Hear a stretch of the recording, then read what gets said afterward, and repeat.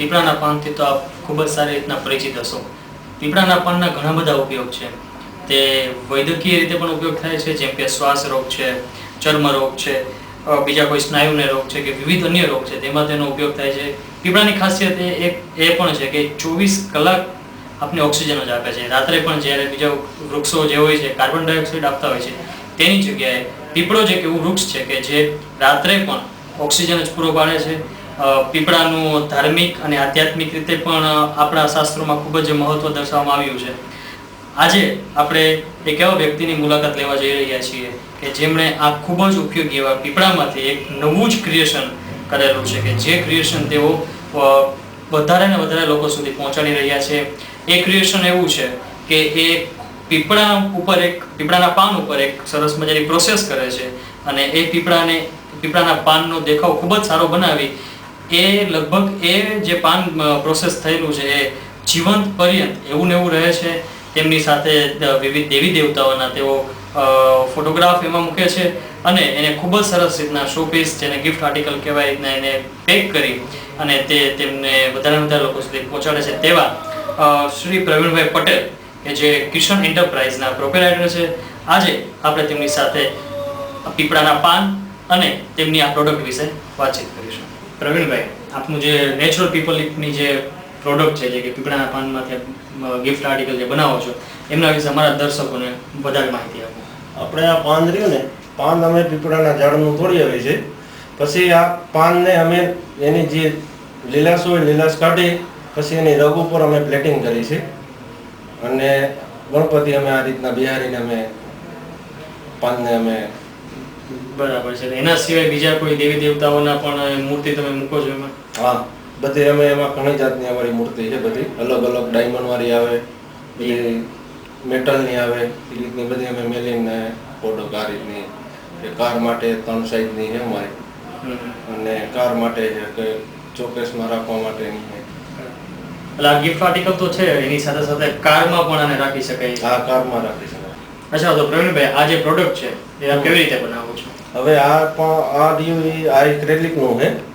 અંદર પાન રહ્યું એની માથે પ્લેટિંગ, ગોલ્ડ પ્લેટિંગ કરેલું છે જી. અને આ મિરર શીટ કહેવાય, એની ગોલ્ડન શીટ આવે, એ શીટમાંથી અમે આ પટ્ટી લગાડેલી છે, જેને ગોલ્ડ પ્લેટિંગ. હા, ગોલ્ડ પ્લેટિંગ. અને આ મેટલની મૂર્તિ છે.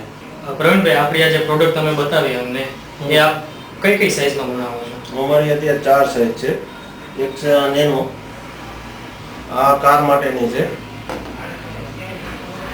એક આ મિની છે, આ કાર માટે હાલે. બરાબર. અને આ ઓફિસ માટે કે રેસિડન્ટ માટે. જી. આ બરાબર છે. રેગ્યુલર છે. અને આ જમ્બો હોય, જમ્બો સાઈઝ. આ જમ્બો ઓફિસ માટે કે રેસિડન્ટ માટે. પ્રવીણભાઈ, આપની પ્રોડક્ટમાં પીપળાનું જ પાન શું કામ?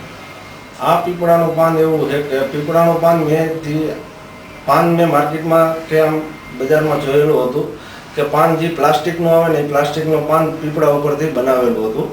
અને પછી મને એવું આમ એવું દેખાણું કે હું નેચરલ પાન લઈને અને પ્લેટિંગ કરીને માર્કેટમાં એ રીતનું કે મેળવું, એમ કે આ ખોટા પાન બનીને માર્કેટમાં વેચાય છે, તો હું નેચરલ પાન ઉપર પ્લેટિંગ કરીને અને માર્કેટમાં મેળવું. પીપળાનું પાન રહ્યું, એમાં નેચરલ જે પાન રહ્યું એમાં ઘણા પીપળાના ગુણ છે.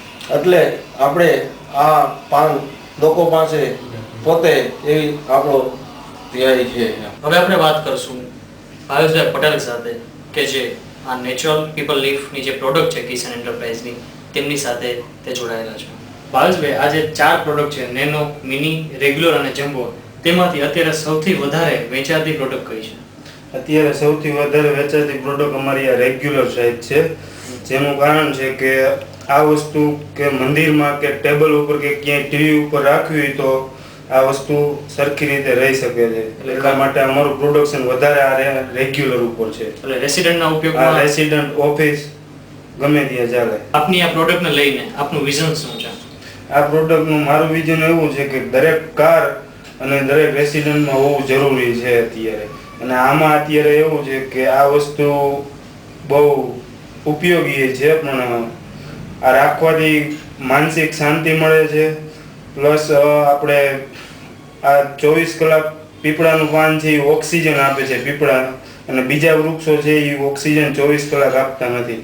તેમજ આ પૂજનીય છે અને ઘણા વર્ષો સુધી આ પાન કાંઈ થતું નથી, આમનેમ રહે છે.